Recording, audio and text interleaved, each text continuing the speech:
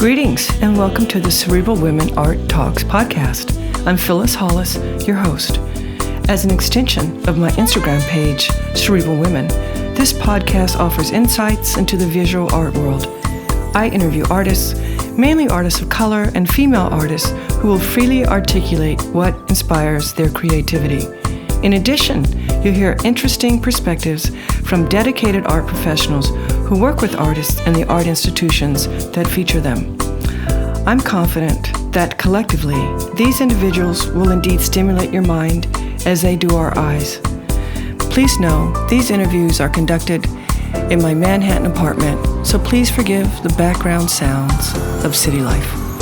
Welcome to the Cerebral Women Art Talks podcast.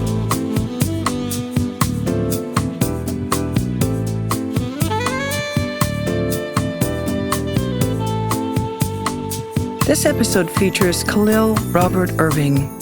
He works in many media, including sculpture, painting, and collage. His collages are largely influenced by contemporary digital culture. He gathers different pieces of digital material, ranging from photographs he takes to items he sees online to assemble these works.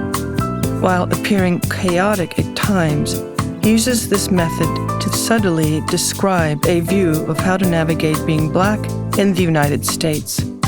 His work has been featured in numerous group exhibitions at the Whitney Museum of American Art, Mass MOCA, the New Museum, and the Kemper Art Museum in St. Louis. In February of 2024, he opened concurrent exhibitions at the Nerman Museum of Contemporary Art and the Kemper Art Museum in St. Louis. Both will be on view until July. Kahlil's range of ideas and materials shine through his practice. As he combines contemporary memes with evolved ceramic techniques, he shows how different ceramic materials can be fashioned into looking like objects from light. Throughout his practice, he focuses on Black joy while also shedding a light on violent white people and their ideologies. Enjoy this episode featuring Kahlil Robert Irving, and please visit cerebralwomen.com for his expanded bio.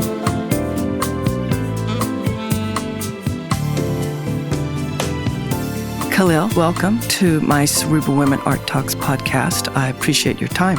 Thank you for having me. It's a pleasure. Thanks. So let's begin with, when did you discover your interest in the arts?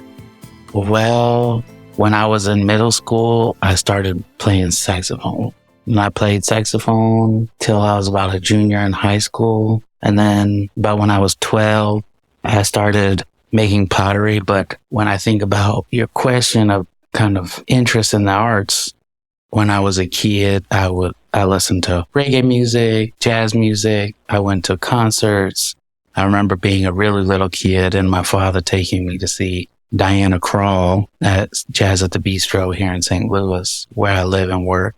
And I think when you say interest in the arts, I think if we like movies or like listening to music, if depending on what household you live in, it starts at a very young age. But I've been making things for 20 years. I started making pottery when I was 12, and I started playing saxophone around the same time. So it's been an interesting journey, but thinking about being an artist didn't come into conversation until maybe I was a third year in college studying abroad in Hungary. How do you define your practice? Well, I see myself as a sculptor. I like making things. I use a range of media, but I've been really captivated by materials that use multiple processes to arrive at the finished work that I get to handle, that I form. How did your art professors impact your practice and your journey? When I was in high school, I participated in a portfolio development program. And the woman that I met, she suggested that I go to the Kansas City Art Institute. And she was like my first professor. She was kind. She was aware. She knew I needed a lot of attention, but she also knew that I could keep myself busy despite desiring validation, communication, engagement. And it really set me up to be ready to go be around people who may not have an interest or care in what I'm doing or who I am or my success. And starting from there, I had a professor in college named Russell Ferguson who he had a wealth of information to share and a wealth of kind of inquiry and interest in different things, so that when he was excited or interested and kept sharing with you, as long as you were a sponge, he would have so much more to keep filling you up with. I think, and then a third professor that has been like really crucial to get to know and still have a relationship with since graduating 7 years ago with my master's degree. Her name's Denise Ward Brown. She's a professor at Washington University Sam Fox School of Design and Visual Art. She's a documentary filmmaker. But one time in grad school, she said, "Chloe, you're really committed to making nouns, but maybe you figure out how to make a sculpture be a verb." And when she shared with me, it was all real. It was all raw. It was direct. It was clear. It was never meant to harm or shame, but it was always to help me be a better person, not just in the studio or as an artist, but as a person in the world. And she was tremendous to support and keep supporting and keeps advocating for me, and that it's like after a while, the leadership has been the influence to be able to also remind me of my own autonomy and my own agency to keep living and being an important person in the world. Are there certain artists or body of works that influenced you? There's so many. And I think at different stages in my life and in my time as a student, some things were way more present in my view than others. In a lot of ways, the possibility of working with different materials. In college, I studied ceramics and I studied art history, so I have a double major in art history and studio ceramics, and then I have two minors, and one is in social practice and the other one is in Asian studies. And so I've been so committed to working in ceramics, but I have all these different interests, and so I haven't been able to explore as much as I could. But looking through art history and working at the Nelson Atkins Museum of Art for a year, I had all these tangential things that I was looking at and absorbed a lot. So I've seen a lot of furniture, I've seen a lot of sculptures, seen a lot of painting. I remember when David Driscoll came to Kansas City and he sold the Nelson Atkins Museum of Art a very tiny Aaron Douglas watercolor. And there was a reception for Mr. Driscoll in Kansas City. And there was hordes of Black folks from all over Kansas City. And different curators and historians came from all over the country for this reception. And it was so exciting and visceral that it was just like being in community with all those people. It's like a material. It's like a media. It's like when I think about a body of work, it's not even just what a series of art objects that someone's made and people have revered or deemed important, but it's also the experiences of gathering with people that have been quite influential. I mean, in graduate school, my first semester, I went to Chicago for David Adjaye's exhibition at the Art Institute. I never got to see the exhibition because it hadn't opened yet. But there was a panel discussion with Chris O'Feely, Oakland Wazer, Thelma Golden, Lorna Simpson, Theaster Gates, David Adjaye, and the curator of architecture from the Art Institute at the time. I think she was the associate curator. And just being able to meet Chris O'Feely and see that Chris O'Feely came to the lecture despite being 30 to 40 minutes late, shaking hands with Oakley and asking a question, and Lorna Simpson still remembering who I am almost 10 years later. It's that kind of energy is so important that it's what questions when you're making questions and as on your own or in your own space, working with that behind you just allows you to have a place for a kind of reflection and not forgetting what the points are that are really important. So I see those experiences and artwork together. And in those moments when you're putting your thoughts together, do you think about how the work you're doing will impact your viewers, your listeners, your audience? Sometimes yes, sometimes no, because every series of works or sculptures or exhibitions are built on the last. And so I think the most fruitful experiences for the people who have seen other exhibitions. But also, if someone sees the work for the first time, hopefully there are new things there for them. Like, even if you're new to the work, there are exciting parts of the work that are interesting and captivating for them, despite being new arrivals or new connection, like my work being a new connection to them. Yeah, I think it's hard. I think sometimes there are direct things, but I've been working in a series of abstractions that are like a series of abstractions and questions that are important, but they're mixed in the soup with references of other artworks, material inquiries, my own trepidation with things that I'm facing in my life that I want to put into the work, but that not everybody necessarily has to know. And I think in some ways it's like a real collage of my mind that people are coming towards when they see certain installations. And I also think that there are parts of the works that people can enter from a cultural perspective, that if you're not from that cultural perspective, you don't have access to that part of the work. So there's a multiplicity that's present that's also blurred between people engaging with the work. You've had some very rich journeys, and the question I want to ask you is, within everything you do, within everything you create, is there a concept or a thought that connects it all? It's a little bit difficult because it's been constantly evolving. Just making a comparison between, I had a projects exhibition at the Museum of Modern Art in 2021 to 2022.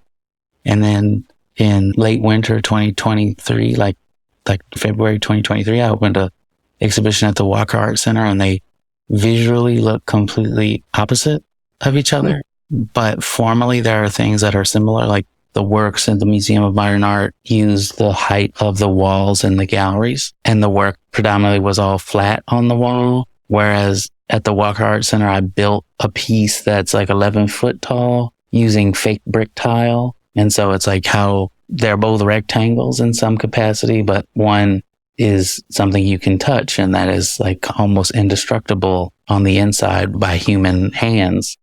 But at MoMA, you can't touch the collages, and because they operate almost like photography. And so I think I would like to say like play is one, but in some kind of maybe even a more clear way, I'm interested in architecture and photography and documenting and being in conversation or questioning what is important and comparing different references or collections of things to each other. I mean, I'm building through a history, like in my sculptural practice, I'm building on a history of appropriation and trade objects. And these ceramic sculptures look like found objects, or they look like the ground or asphalt, but they're really fragments that are all catalyzed into existence from my energy in this world. And so in some ways they become this like record of my hand and my labor and all of the things that I'm seeing. And they're amassed into these works that look like parts of communities that are being disheveled or leveled. They're being raised. Like my neighborhood, it's being raised by nature because of divestment. It's hard to explicitly say those points, and a lot of people don't want to hear it, but it's real. And I think my work holds space for these memories of places that didn't really ever exist, but called to places that have existed before. How do you keep learning? I keep my heart open. I'm humble. I don't ever say that out loud, but to have humility keeps you open. I think it keeps you in a place where you can always receive. What aspect of your practice do you enjoy the most? I think I really enjoy coming to my studio and being able to be here by myself.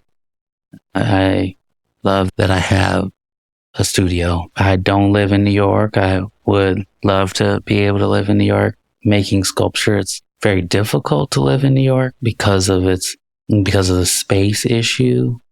But I have been able to find a way around and through it without holding it against myself that I can't be in proximity to go to so many things all the time, but it allows me the space to get work done.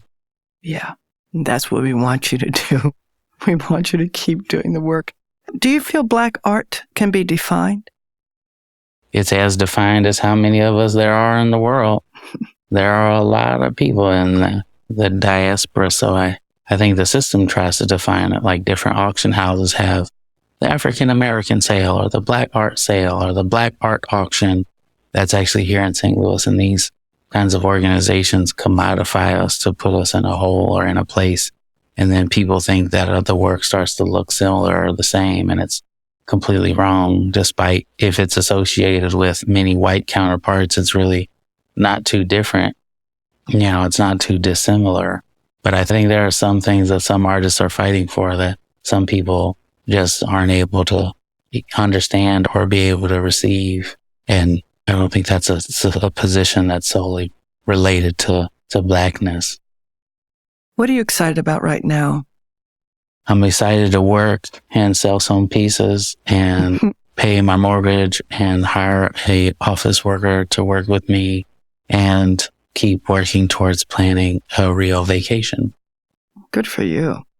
If you weren't a visual artist or an artist, what other career path do you think you would have chosen? I don't think I could choose a different path, to be honest with you. I think my path was chosen for me between all the associative experiences that I've had over the years. I think working for myself, working on buying property to make homes for people, like being able to provide safe house for my grandmother while she was still here with us, like these experiences have been best suited by being an artist. And so some ways I don't know if I could see myself doing anything else, to be honest. I can't even dream it because my grandma was a nurse for 50 years almost. For the last 20 years of my grandmother's career, she was a neonatal intensive care unit nurse. My great-grandmother on that side of my family was a domestic worker and was born to parents who were enslaved. So being 3 generations away from family and relatives that were working do their best to survive, to build the capitalist system in which we live in. I don't know if there's any other way that I would want to interact with this system than being able to be in a point of a certain kind of freedom and flexibility that is this creative life that I'm in. How are those memories reflected in your work? I don't know if they're explicitly able to be understood, but they arrive in my work ethic. They arrive and are present with how I share and present myself as a person in the public. They arrive at how I carry myself and share with other people. Beyond that, I don't really share too much because I see art making in a few different ways. You can be working from biography, which can be narrative. It can be architectural or structurally engaging, or it can be a kind of conceptual framework by which to look through that may not be or be explicit in a reference. And for me, the engagement is so broad that in some of the works, they're doing 2 or 3 of those things at the same time. How do you want your work to redefine the narrative of how people of color exist in our world today? And dealing with some of the things that I'm thinking about in the work, the goal of some of the work is to make space or reference a space where we exist on our own. It's about a world that is us. So redefining it for this world, I don't know if we have to do that, but we definitely need to be working to come back together. I think about the histories of being in St. Louis and thinking about the historical massacres that occurred all over this country. And a lot of white people, even good white people, still want to say or disallow themselves the capacity to be fighting a good fight, but then still remind you that they're white. That kind of infrastructure that benefits people beyond. For me, I think we just need to keep building for ourselves. Like, what would it look like to have an all-black town now? What would it look like to have an all-black city now with black banks and black infrastructure, black companies building homes? What would it look like for that now? And to be clear, like, Mexicans have that. Asian folks have that. But when we say POC, it means all of us together, non-white folks. But when we say black folks, what could black folks do, or how could the life or world be for black people? That's different and not inclusive, because not all Mexicans, not all Asian folks, and not all Eurasian people who come to the U.S., they don't face the same historical struggles and infrastructural inheritance that black people have. So I try not to interchange POC and black, because there is a different life. There's different social inheritance, class inheritance that other people have that black folks in a lot of ways. Like, if you're black, poor from St. Louis, there are very few ways that you're going to make it out of being poor, black, and in St. Louis. Where it's a community where your brother and your cousins and your uncles and your distant relatives are facing the very similar things that it's very hard to navigate.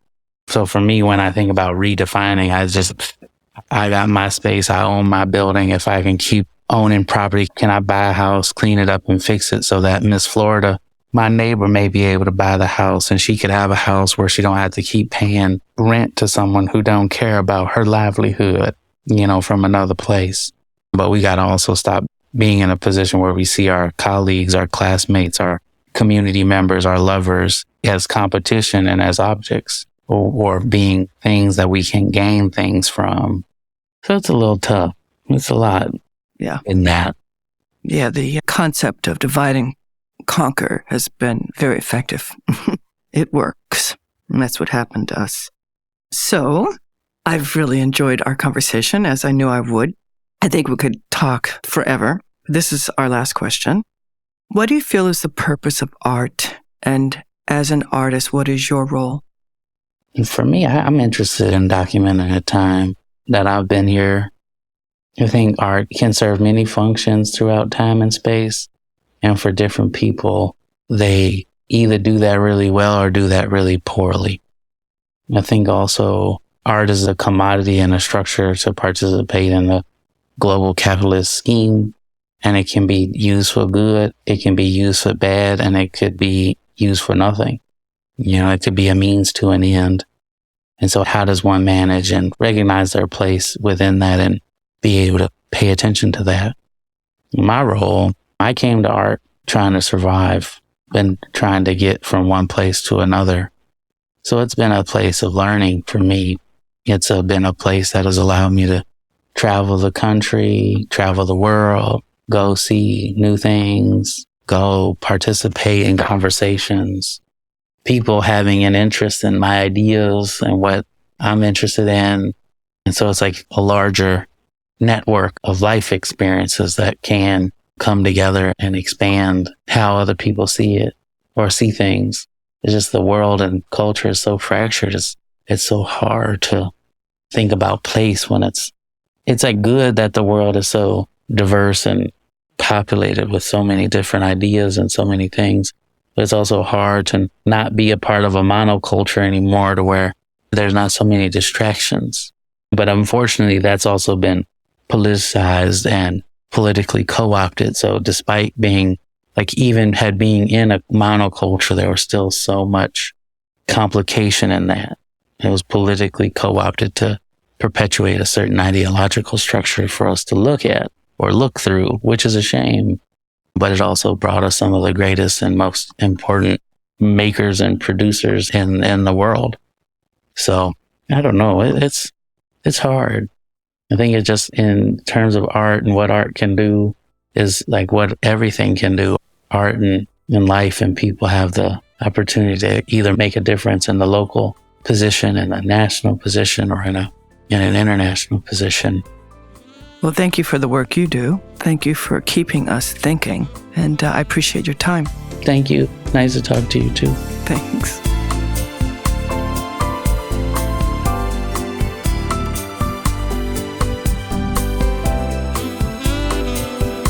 Thank you for listening to Cerebral Women Art Talks podcast. For additional content, please visit cerebralwomen.com and be sure to follow Cerebral Women on Instagram.